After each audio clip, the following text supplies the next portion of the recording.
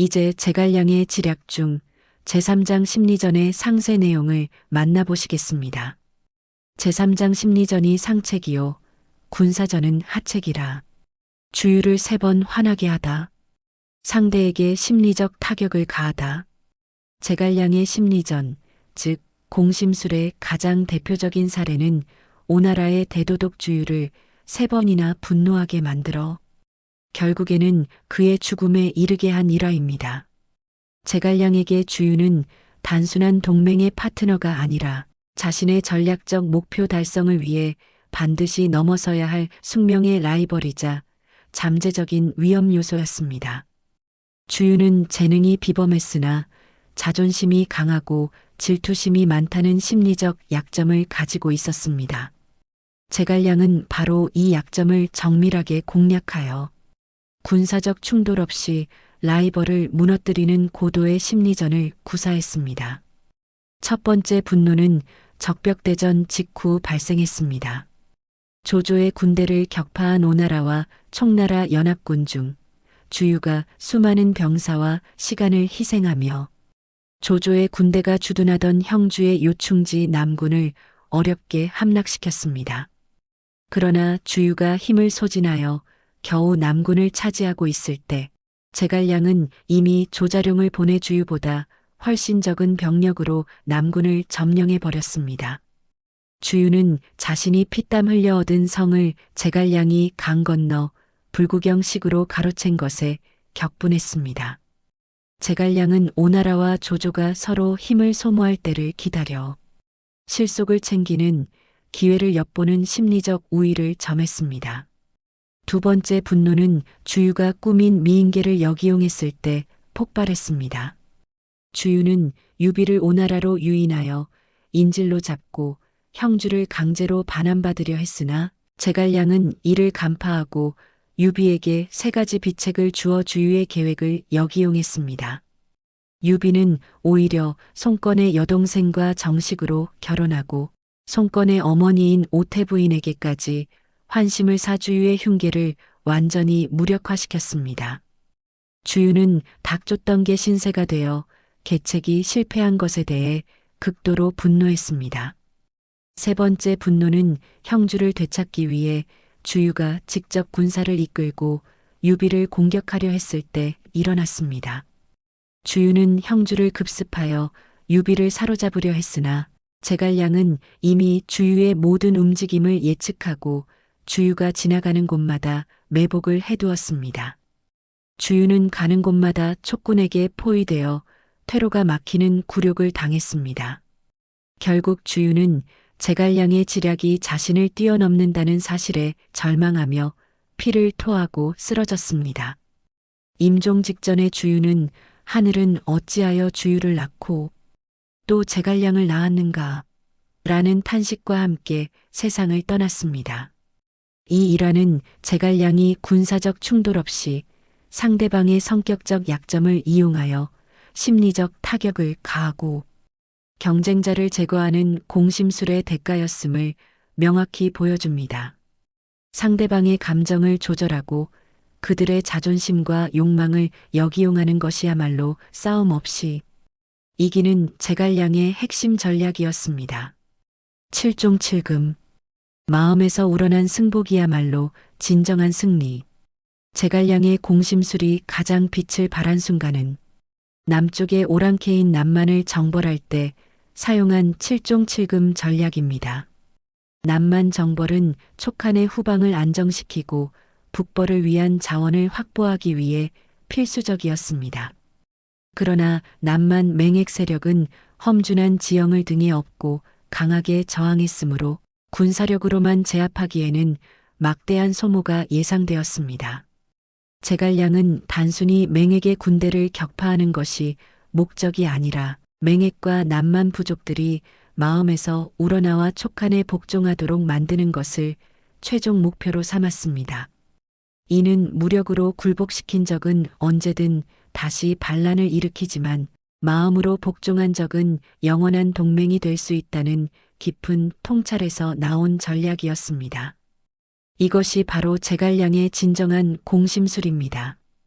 제갈량은 맹액을 7번 사로잡고 7번 놓아주는 파격적인 전략을 감행했습니다.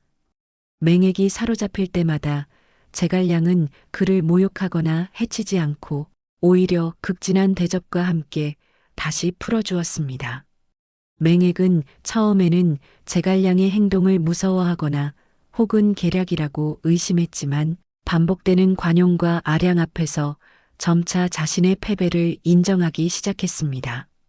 제갈량은 맹액을 놓아줄 때마다 맹액에게 다음에 다시 나에게 잡히지 않도록 충분히 준비하라고 격려했습니다. 이는 맹액의 자존심을 살려주면서도 자신이 맹액보다 한 수 위임을 끊임없이 보여주는 심리적 우위를 확보하는 방식이었습니다. 6번을 잡혔다 풀려난 후 맹액은 더 이상 도망치거나 저항할 의지를 잃었습니다. 그는 마지막 7번째 사로잡혔을 때 제갈량의 지혜와 덕에 진심으로 감복하여 영원히 촉한에 충성할 것을 맹세했습니다.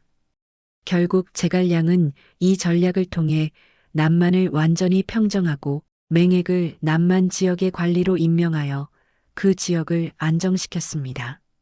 7종 7금은 싸움은 하책이고 심리전이 상책이라는 제갈량의 철학을 가장 잘 보여주는 사례입니다.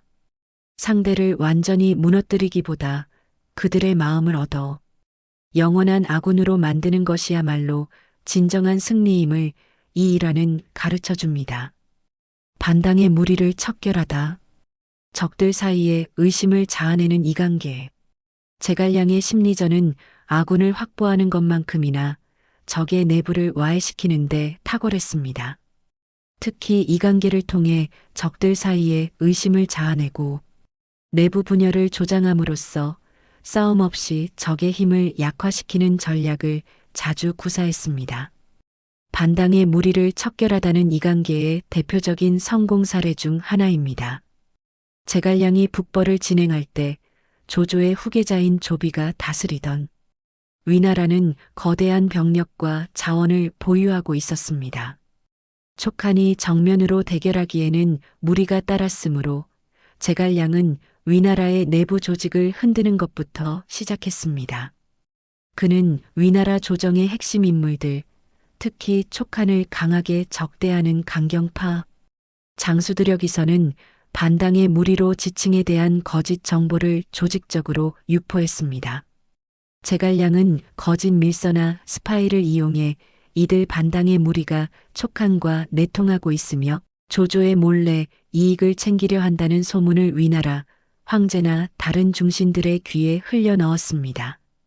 특히 위나라 황제가 평소에 그들의 능력은 인정하지만 충성심을 의심할 만한 작은 약점들을 집중적으로 파고들었습니다.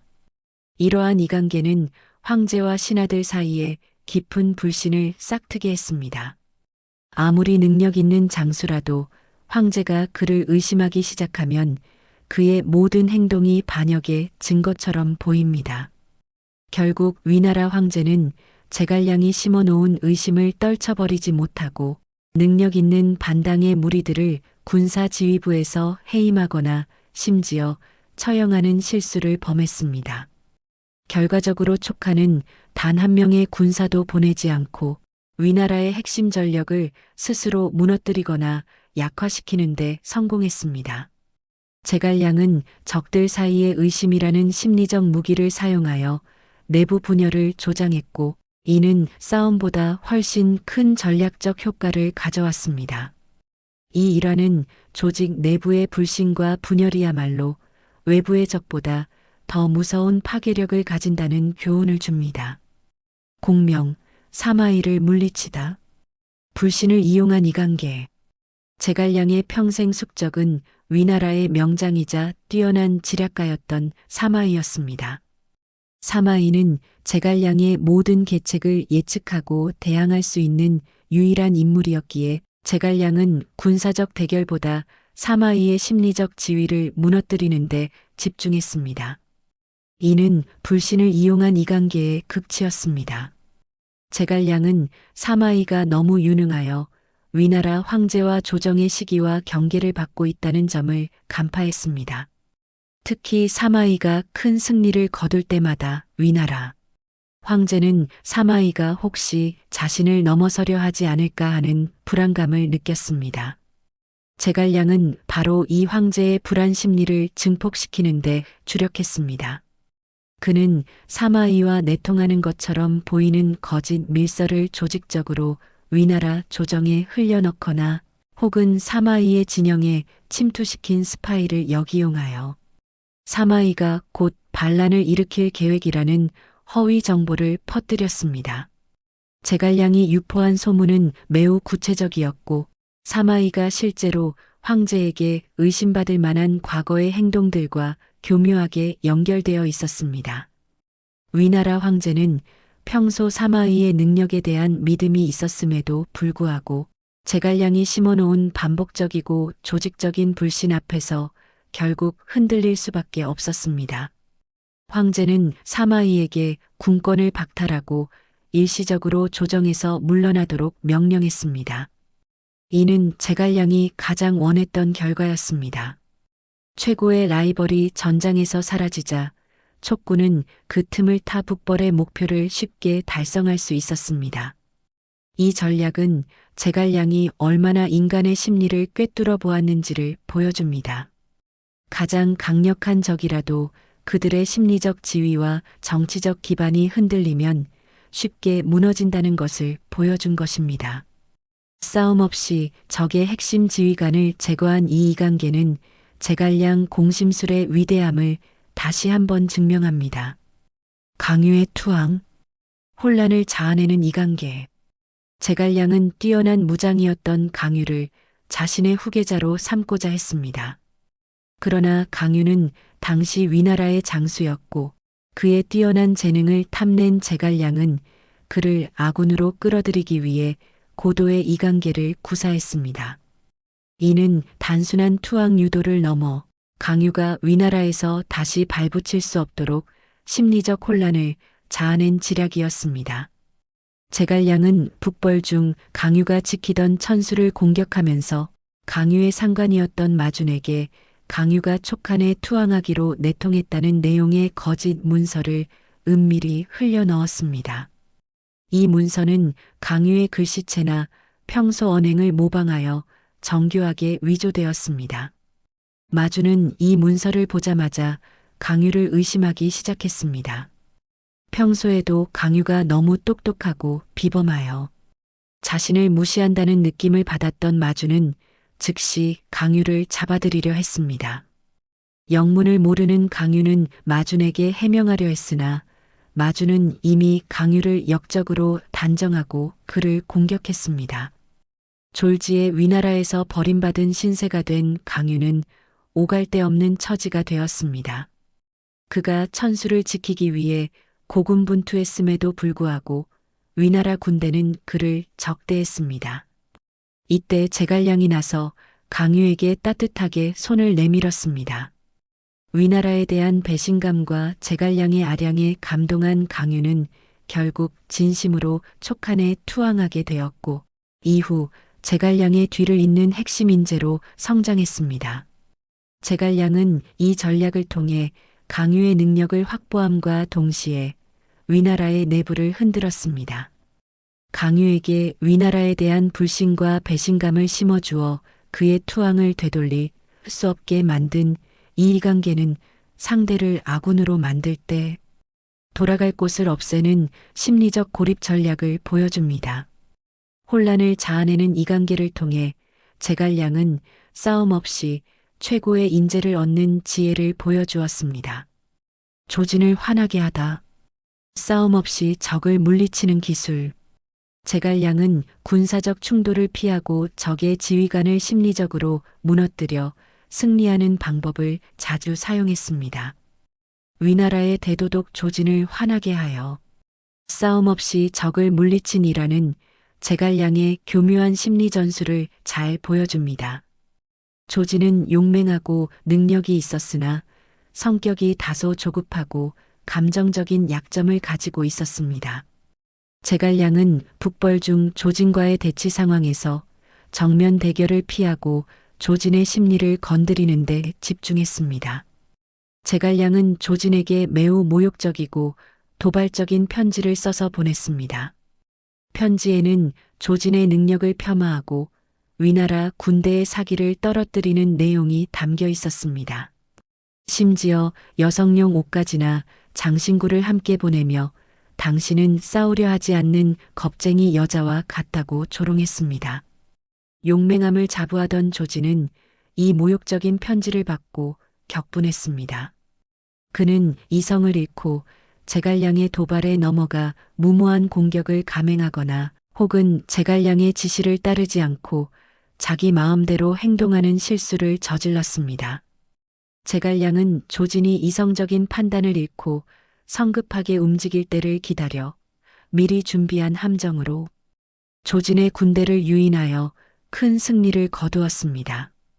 결국 조진은 제갈량의 심리전에 압도되어 병력을 낭비하고 스트레스와 분노로 인해 건강까지 악화되어 전장에서 물러나게 되었습니다. 제갈량은 단 한 번의 격렬한 전투 없이 오로지 말과 상징 여성용, 옷이라는 심리적 무기를 사용하여 적의 최고 지휘관을 무너뜨리는 데 성공했습니다. 이 일화는 심리적 우위가 군사적 우위보다 훨씬 강력하며 상대방의 감정을 조절하고 통제하는 것이 싸움 없이 승리하는 최고의 기술임을 보여줍니다.